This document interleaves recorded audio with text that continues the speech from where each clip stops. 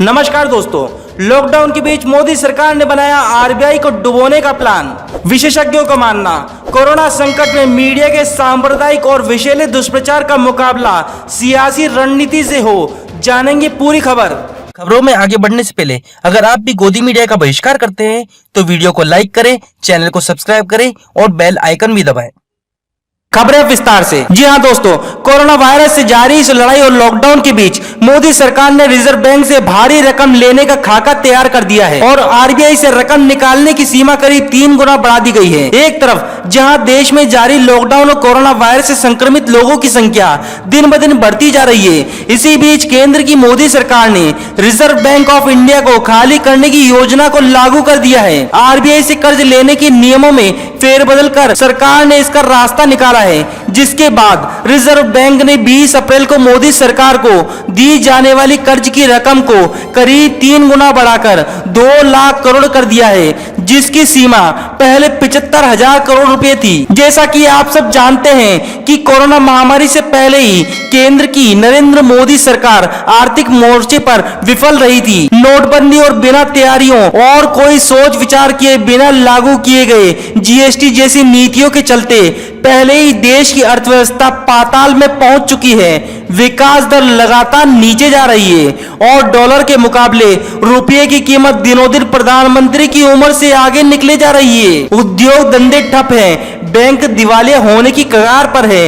इन हालातों में reserve bank से इतनी भारी रकम निकालने से देश महामंदी के गर्त में पहुंच सकता है। कल्पना कीजिए कि जब आरबीआई के पास ही पैसे नहीं होंगे तो देश की आर्थिक दशा और दिशा क्या होगी। यहाँ सवाल यह उठना चाहिए कि आखिर सरकार को रिजर्व बैंक से इतनी भारी रकम निकालने की जरूरत क्या है। क्या यह मान लिया जाए कि देश पहली बार वित्तीय आपातकाल की तरफ बढ़ रहा है और सरकार का आरबीआई के साथ मिलकर उठाया गया यह कदम इस आपातकाल की आहट है कि आरबीआई से रकम निकालने के नियम में किस प्रकार की तब्दीली की गई है।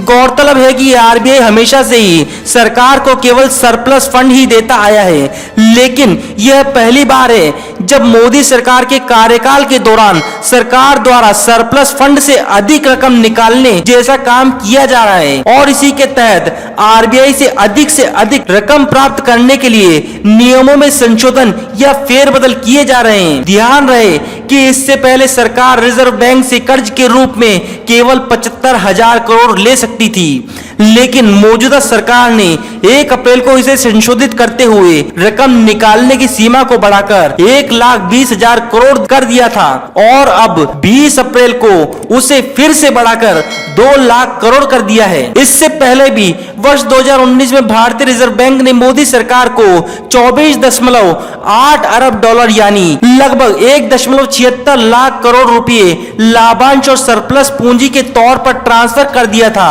और इस प्रकार आरबीआई की 2018 और 2019 की सारी कमाई सरकार को दे दी गई थी। आरबीआई से 1.75 लाख करोड़ सरकार को दिए जाने की चौतरफा आलोचना हुई थी और इस कदम को आरबीआई की स्वायत्तता खत्म करने का मुद्दा बताया गया था। उसी दौरान आरबीआई गवर्नर उर्जित पटेल समेत कई बड़े आरबीआई अधिकारियों ने इस्तीफा दे दिया था। फाइनेंशियल टाइम्स में उस दौर में प्रकाशित एक खबर में कनाडा की कार्लटन यूनिवर्सिटी में अर्थशास्त्र के प्रोफेसर विवेक देजिया ने लिखा था कि आरबीआई अपनी कार्यकारी स्वायत्तता खो रहा है और सरकार के लालच को पूरा करने का जरिया बनता जा रहा है। उन्होंने यह भी कहा था कि इससे रिजर्व बैंक की विश्वसनीयता कमजोर हो जाएगी। उसी दौरान आरबीआई के तत्कालीन डिप्टी गवर्नर विरल आचार्य ने सरकार को चेताते हुए कहा था कि सरकार ने आरबीआई से नीतिगत स्तर पर हस्तक्षेप बढ़ाया तो इसके बहुत बुरे नतीजे भोगने होंगे। विरल आचार्य ने कहा था, जो सरकारें अपने केंद्रीय बैंकों की स्वायत्तता का सम्मान नहीं करती उन्हें देर सवेर वित्तीय बाजारों के गुस्से का सामना करना ही पड़ता है। अब जबकि सरकार ने आरबीआई से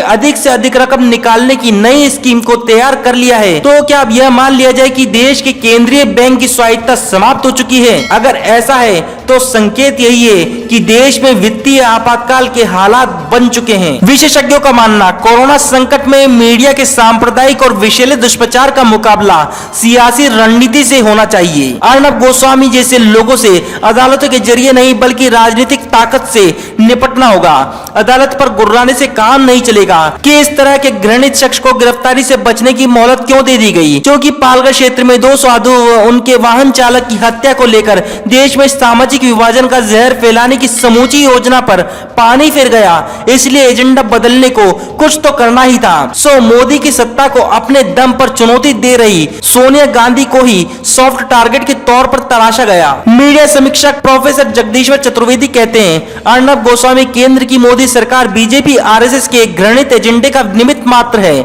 असल मुद्दा यह है कि आजकल मोदी सरकार को पाकिस्तान का एजेंडा चलाए बगैर जीना पड़ रहा है। अच्छी बात तो यह है कि हर रोज हेल्थ मिनिस्ट्री की ब्रीफिंग जो तबलीगी जमात पर केंद्रित होती थी बंद करनी पड़ी, क्योंकि लोगों को लग गया कि मोदी सरकार कोरोना से नहीं बल्कि नफरत फैलाने का कैंपेन चला रही है। क्या अर्णब गोस्वामी को सुप्रीम कोर्ट से मिली राहत से उनके झूठ के दुष्प्रचार पर स्थायी तौर पर कोई पर्दा डल जाएगा और उनके फैलाए गए झूठ व सोनिया गांधी के खिलाफ उगले गए राजनीतिक व विषैले दुष्प्रचार को इससे बढ़ावा नहीं मिलेगा?